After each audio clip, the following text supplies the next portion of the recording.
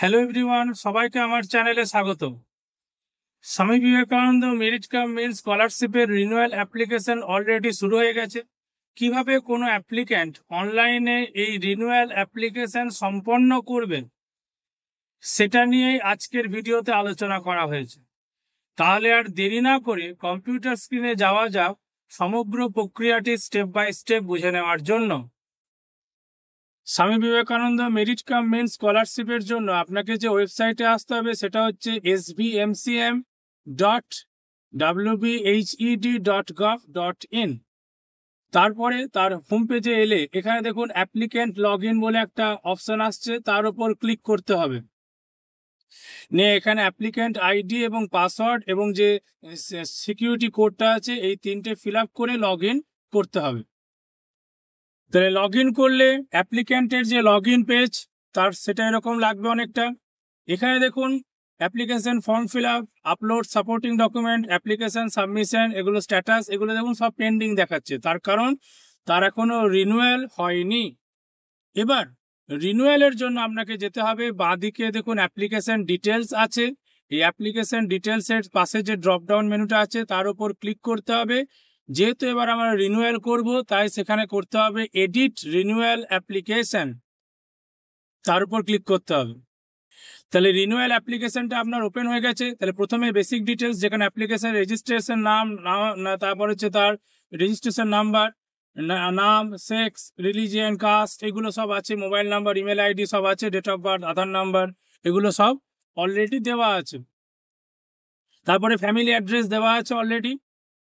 এবার আদার ডিটেলসে বাংলার শিক্ষা আইডি, যদি স্কুল স্টুডেন্ট হয় তাহলে বাংলার শিক্ষা আইডি ইজিলি পেয়ে যাবেন, কলেজ স্টুডেন্ট হলে যদি থাকে দেবেন, না থাকলে দেবেন না, ব্র্যাকেটে লেখাই আছে ইফ এনি। আরেকটা হচ্ছে রেশন কার্ড নাম্বার বা খাদ্যসাথী আইডি, এটাও যদি থাকে তাহলে দেবেন, না থাকলে দেবেন না, এখানে আছে আমি দিয়ে দিচ্ছি। এরপর যেটা হচ্ছে সেটা হচ্ছে ব্যাংক ডিটেলস। যেহেতু রিনিউয়াল অলরেডি আপনার কাছে ব্যাংক ডিটেলসটা ফিল আপ থাকবে, আপনি আবার দেখে নেবেন সব ঠিক আছে কিনা।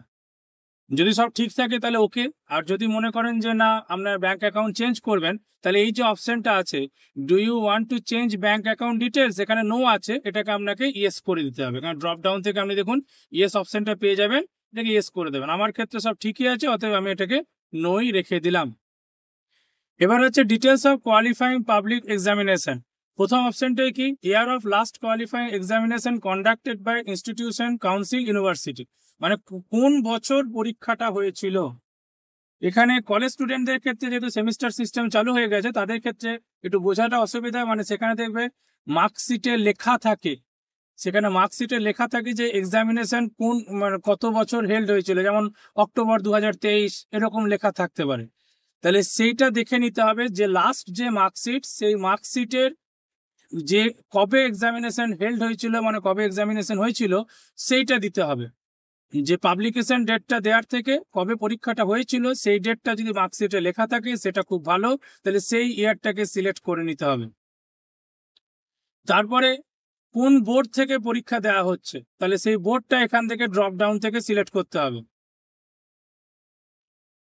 এবার total marks obtained is the last qualifying examination. যারা ইয়ারলি তাদের ক্ষেত্রে একটাই, কিন্তু যদি সেমিস্টার সিস্টেম হয় দেখুন লেখা আছে in case of semester system year wise semester marks, তার মানে এক বছরে যে দুটো সেমিস্টার হচ্ছে সেই দুটো সেমিস্টার মিলিয়ে, অর্থাৎ ফার্স্ট এবং সেকেন্ড কিংবা থার্ড এবং ফোর্থ এইরকম সেমিস্টার মিলিয়ে কত হচ্ছে টোটাল মার্কস, তাহলে দুটো সেমিস্টারে যা যা প্রাপ্ত নাম্বার তাদেরকে যোগ করলে যেটা দাঁড়াবে সেটা এখানে লিখতে হবে।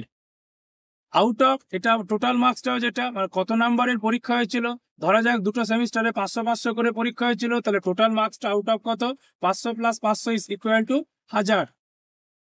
তাহলে আমার কত মার্কস পেয়েছি আর আউট অফ কত সেটা যদি জানা থাকে তাহলে সেখান থেকে পার্সেন্টেজ অটোমেটিক চলে আসছে, আমাকে কিছু ক্যালকুলেট করতে হচ্ছে না, এটা সিস্টেম অটোমেটিক নিয়ে নেবে যদি টোটাল মার্কস আর কত নাম্বার পাওয়া হয়েছে সেটা ঠিকঠাক দেওয়া হয়। নেক্সট হচ্ছে present course of study, already কি পড়া হচ্ছে এবং তার ডিসিপ্লিন সেটা ডিটেলসটা অলরেডি ফিল্ড আপ হয়ে থাকবে, এখানে চেঞ্জ করার কোনো দরকার নেই। এবার date of admission in this course সেইটা দিতে হবে। এই ডেট অফ অ্যাডমিশন যেটা, সেটা হচ্ছে লাস্ট ডেট অফ অ্যাডমিশন, এটা শেষ যে ভর্তির রসিদ সেখান থেকে ডেটটা পাওয়া যাবে।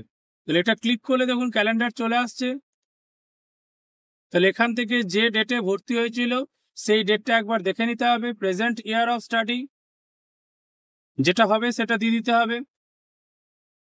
অলরেডি যে ইনস্টিটিউট ডিটেলস, সেখানে ডিস্ট্রিক্ট এবং কোন ইনস্টিটিউটে পড়াশোনা করছে সেই ডিটেলসটা অলরেডি নেওয়া থাকবে, সেটা নিয়ে কিছু করতে হবে না। এইভাবে সব কাজ হয়ে গেলে সেভ অ্যান্ড কন্টিনিউতে ক্লিক করতে হবে। তাহলে এখানে কি করতে হবে, এখানে যেটা অড সেমিস্টার সেই মার্কশিট অর্থাৎ ফার্স্ট, থার্ড বা ফিফথ সেমিস্টারের মার্কশিট আপলোড করতে হবে। এখানে ইভেন্ট সেমিস্টার অর্থাৎ সেকেন্ড, ফোর্থ, সিক্স সেমিস্টারের মার্কশিট আপলোড করতে হবে। এখানে আপলোড করতে হবে যে লাস্ট রিসিপ্ট, যে অ্যাডমিশন রিসিপ্ট, যে শেষ অ্যাডমিশন রিসিপ্ট, সেটা আপলোড করতে হবে। আর এটা ইউটিলাইজেশন সার্টিফিকেট, এবং প্রত্যেকটা সার্টিফিকেট পিডিএফ ফরম্যাটে আপলোড করতে হবে, এবং 400 কেবির থেকে বেশি হলে চলবে না, অর্থাৎ 400 কেবির থেকে কম হতে হবে। তাহলে এই সব ডকুমেন্টসগুলো আপনার কাছে মজুদ রাখতে হবে। এর মধ্যে ইউটিলাইজেশন সার্টিফিকেটটা পাবেন কোথা থেকে, এখানে দেখুন অপশন আছে please click here to download utilization certificate. তাহলে এখানে ক্লিক করলে ইউটিলাইজেশন সার্টিফিকেটটা ডাউনলোড হয়ে যাবে। এরকম দেখতে অনেকটা ইউটিলাইজেশন সার্টিফিকেটটা, সেটা করতে হবে কি, সেখানে এই যে এখানে ক্যান্ডিডেটের সই থাকবে, এবং এখানে ইনস্টিটিউটের সিগনেচার, যে ইনস্টিটিউট প্রধান তার সিগনেচার এবং ইনস্টিটিউট সিল থাকবে উইথ ডেট। এই কাজটা কমপ্লিট করতে হবে, তারপর সেটাকে আবার পিডিএফ এ কনভার্ট করতে হবে, যেমন এখানে যেমন করা আছে, এই দেখুন পিডিএফ এ কনভার্ট করা আছে। তাহলে এই জিনিসটা এইখানে আপলোড করতে হবে। তাহলে আমার অলরেডি এইগুলো করা আছে, আমি 1 by 1 আপলোড করে দিচ্ছি।